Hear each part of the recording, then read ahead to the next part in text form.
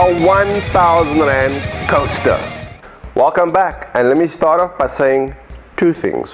One, I don't hate modern games. I play everything. In fact, right now I'm currently playing Gears of War 4 and Last of Us Left Behind. Whoa. That's not mine.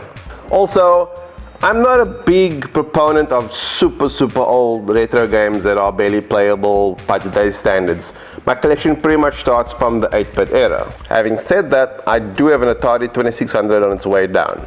My 8-bit collection includes a Sega Master System and a Nintendo Famicom 8-bit system, which we call TV game stations on the Cape Flats. From the 16-bit era, I've got a Super Nintendo and a Sega Mega Drive. 2 specifically. My 32-bit console is pretty much limited to my PlayStation 1, but I've got 2 of them. I've also got the PlayStation 2, 3, and 4. I've got the original Xbox. In fact, it's a Crystal Edition. I've got Xbox 360, Xbox One. What else is there? Nintendo Wii. I could just look over there and count them out. A pair of Game Boy Advances also live in this house with cartridges.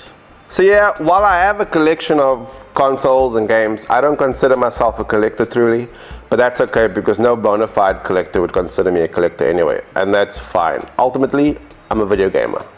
That brings me to retro games and my love for retro games. See, I'm a product of the old arcade games. I cut my teeth in little cafes, little shops on the corner, big arcade rooms like Wonderland where I could play my favorite 80s and 90s video games. Right up until the moment, the last few generations of consoles, basically their graphics superseded what was out there in the arcades, and also before online gaming essentially killed the local multiplayer aspect of video games. But that doesn't mean I prefer retro games.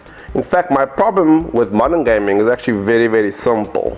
I'll explain. The greatest perk of having pretty much most of the mainstream consoles, the bulk of them in fact, means I can walk into any cash converters, cash crusaders, pawn shop in general, any flea market in town, and pretty much pick up anything I want, knowing full well that I can take it home, jam it into a console, and start playing immediately. No hassle, no fuss. Now compare that to the day I got my Xbox One. It came with Forza 5 pretty much on a piece of cardboard. I had to download it before I could play, and it was a 40 gig download. I was fine, they'll be down the next day, so I'll buy something at the local BD Games or whatever and start playing immediately. So I went out and got Gears of War 4. You know what happens next, right? So I stick it in and it tells me 26 gig update. So no gaming will be done on this day. Fine. Since then, there's been a tiny window of opportunity to actually play the game before, guess what, another 26 gig update before I could play it some more. That's modern gaming. You're not buying games anymore. You're buying freaking coasters. Whether or not you're a fan of retro gaming, surely you see the great impending tragedy of a decade or two down the line, walking to the shop, picking up a game and realizing only half of the game is on that disc, and the rest might belong on a server that's been killed years ago. So then what? I just want to get joystick deep in my games. You also have noticed I haven't mentioned PC gaming, the great master race, but believe me when I say I have lost at least 2 decades of my life on FPS and who knows how much hours on Dota and games of that nature. And honestly, no one needs to really know how much of a nerd I am.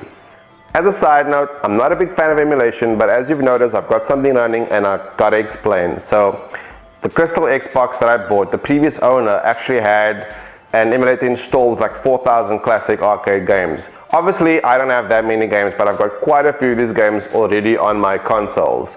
And I can't ignore the ease of use, the convenience of having 4,000 games at my disposal, using an Xbox controller, using the Xbox's native 480p resolution on my LCD TV. It's bliss. I regret nothing. That's all for now. Hope you enjoyed this video. Hope you're subscribing, hope you're liking, hope you're sharing, and that's that. Thank you. That's a terrible question. Maybe Street Fighter 2. Ask me tomorrow. Of all time, Sega Mega Drive. Maybe. Off the top of my head, Red Dead Redemption. Rygar. Yeah, frickin' Rygar. So sometimes you come to the market and you look for games. And then some days you get an impressive haul. And then days like today, all there are sports games and singing games. So I bought the shelf instead. That's fine.